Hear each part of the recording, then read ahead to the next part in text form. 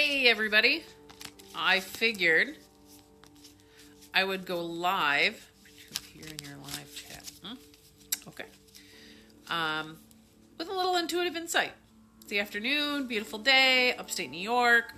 I went live on my Instagram page and then was going to save it and share it, and apparently I didn't save the video properly, so I figured that meant I'm supposed to go live separately over here on Facebook.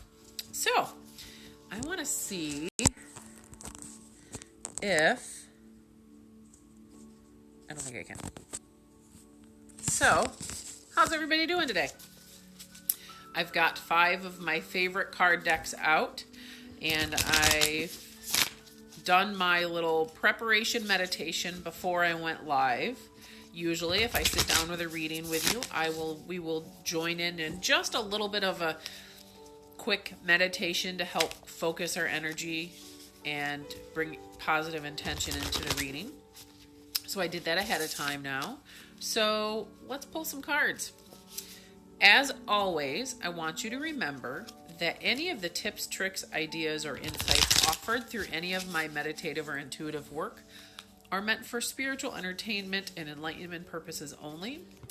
If you have any physical or mental health concerns, I ask that you seek a physical or mental health professional, as well as the music that I have playing in the background. If you can hear it, I got off of indiemusicbox.com, and you can find it. Chris Collins is the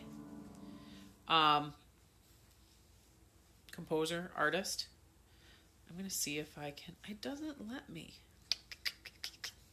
I was going to share this in my group, but I can't seem to do that. So you can find that on there. I am going to, if you give me 1 second, to go into my group and tell them that I am live if anybody wants to join.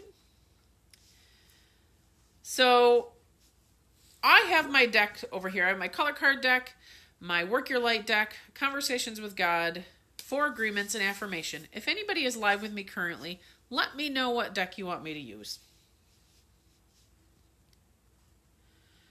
On my Facebook page, check it out.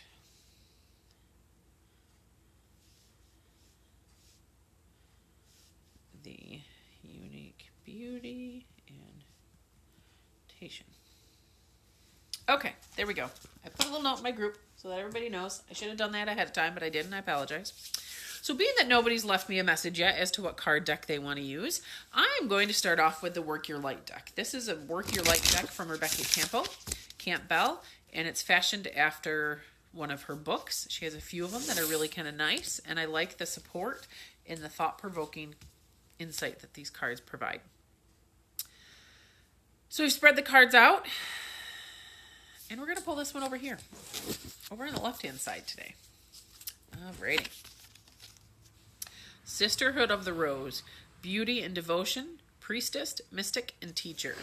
So the idea with this card is I love the idea of finding community. I love the idea that it invites you to find the community that helps you express who you are. And I feel like that notion of finding community these days is even more difficult as we stay in to stay healthy. So I feel like this card encourages us to find unique new ways to connect with those, that sense of community and that sense of connection that we need from those outside of our home. Obviously, with proper social distancing, actually being connected one-on-one in person is very difficult. But I feel like this card honors that unique connection to that sense of community and camaraderie that we're looking for. Honor where you find that in a healthy way these days. Take the moments to connect with who you need to connect with that helps you feel positive and helps you find that motivation to process what you're processing in life these days. That helps you feel like it's that connection that honors who you are and what you need at this time in a healthy and positive way. And take that sisterhood or that connection or that community and cultivate that and connect with that. And if that's different than what it usually is, if that's different in a new way, and you're finding, you know what, I used to be like this and talk to these people and be in this situation, and that would make me feel connected and strong, and that's not doing it so much, but this over here kind of is, and this makes me feel healthy and positive and motivated to move forward, then honor what helps you connect with that positivity and that motivation. And if you find that certain avenues on social media do not offer you that community connection like they used to, it's okay to step back. Step back from what causes fear, what causes negativity, and what overwhelms you.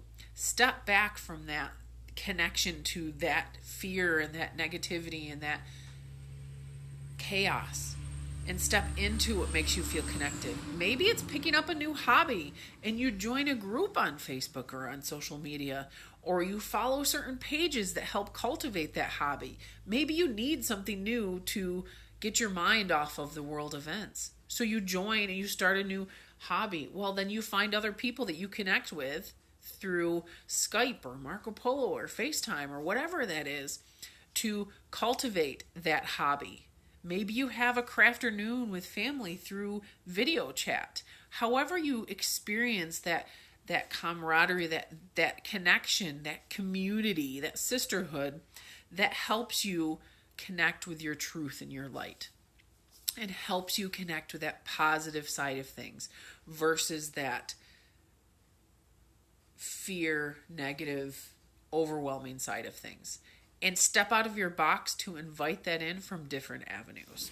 So I really like that card, and the reminder that that sense of community and that sense of connection joins us in different ways these days. And we have to be inventive with where we find that sense of community and connection. Okay, so we're going to pull... Okay, we're just bringing this first one out. Hi, thanks for joining. We're pulling two from this deck. This is our Four Agreements deck. I love the book. I actually have to pull the book out again and read it. And there's two cards that I'm kind of feeling with this one. The truth is silent. The truth doesn't come with words.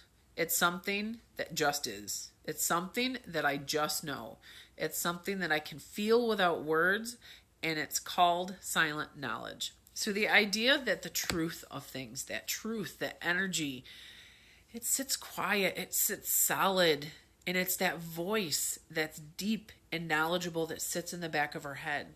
Our emotions and our fears and all of that is the jibber jabber that sits inside our head.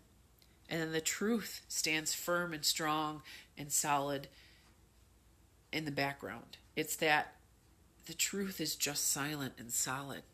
Whereas the fear and the unknown is loud and chaotic and overwhelming and coming at us from all angles, and we just don't know. And is this fear or is this truth? Or take a moment, take a deep breath, calm yourself, and listen. When you hear something, listen.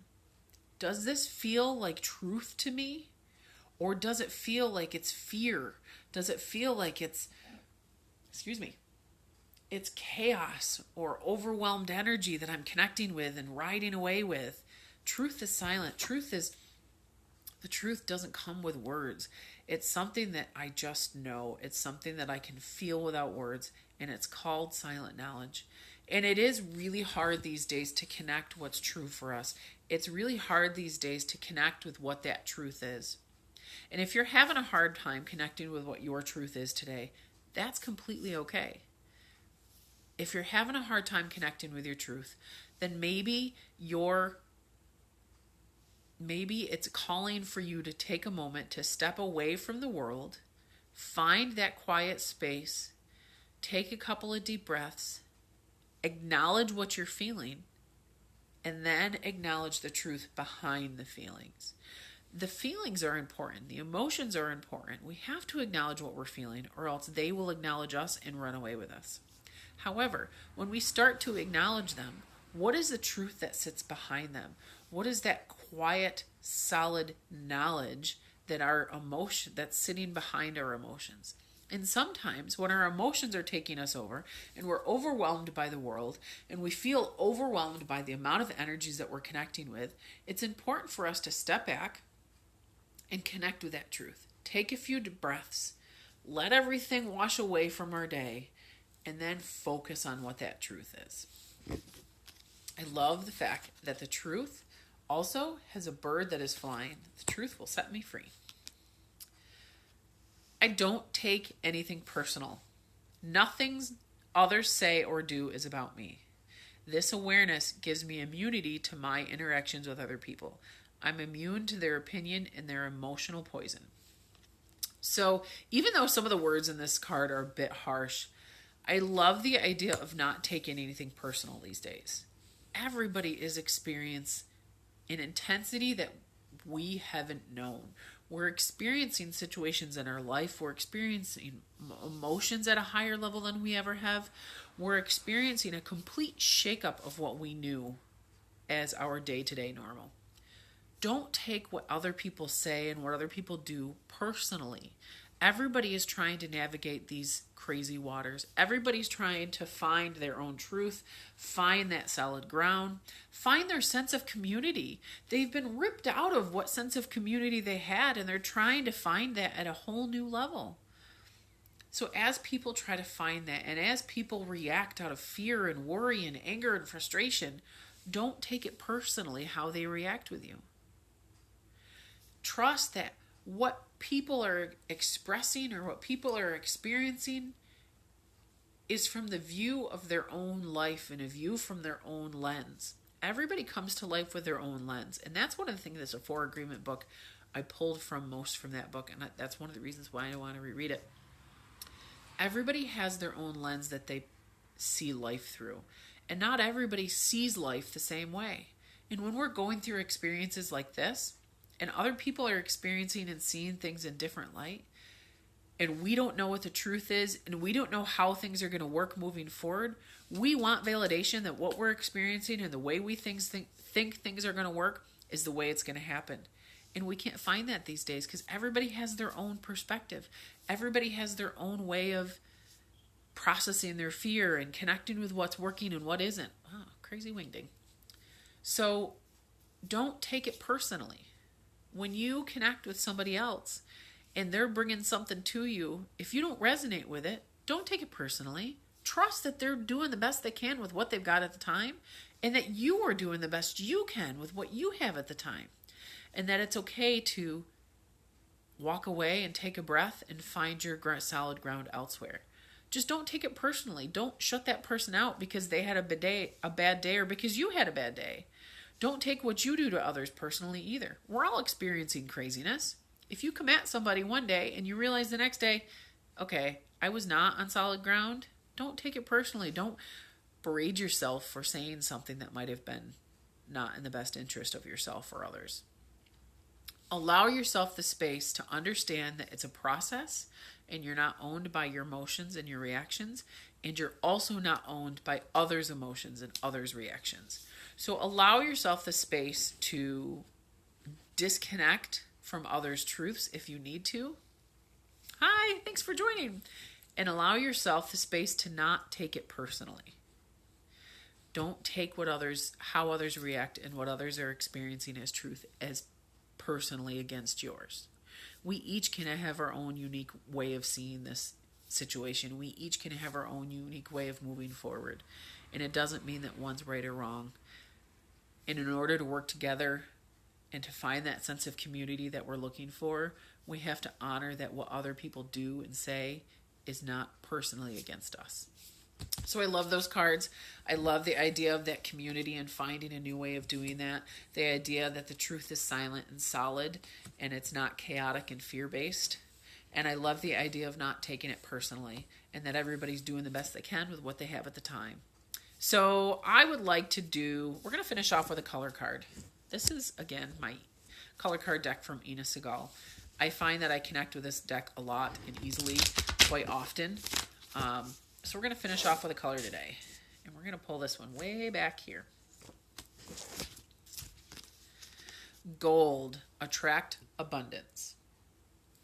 So one of the biggest fears that's happening now is how do we sustain life on all levels, spiritually, physically, emotionally, mentally, financially. How do we sustain that? How do we there's a lot of scarcity energy, scarcity mentality that we can grab right onto and run away with. And it's completely okay if that's where your mind goes at times. However, I think it's so important for us to step back and to trust that we have the capability of connecting with that abundance energy still.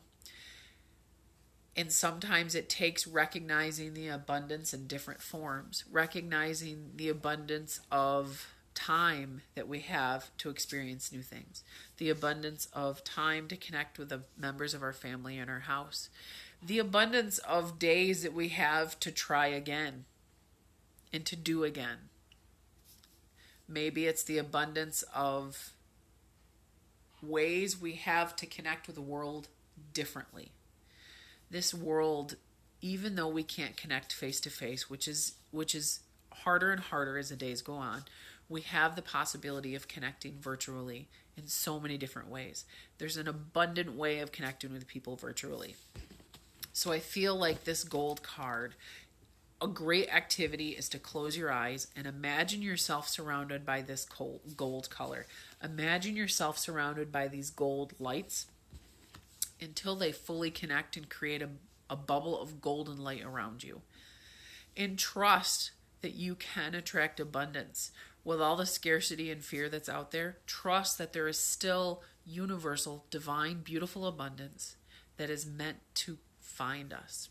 Sometimes we have to slow our mind, open our heart, and welcome in that abundance. Find ways to welcome in and attract that abundance. And sometimes it's just a matter of sitting and breathing and welcoming it, using an affirmation.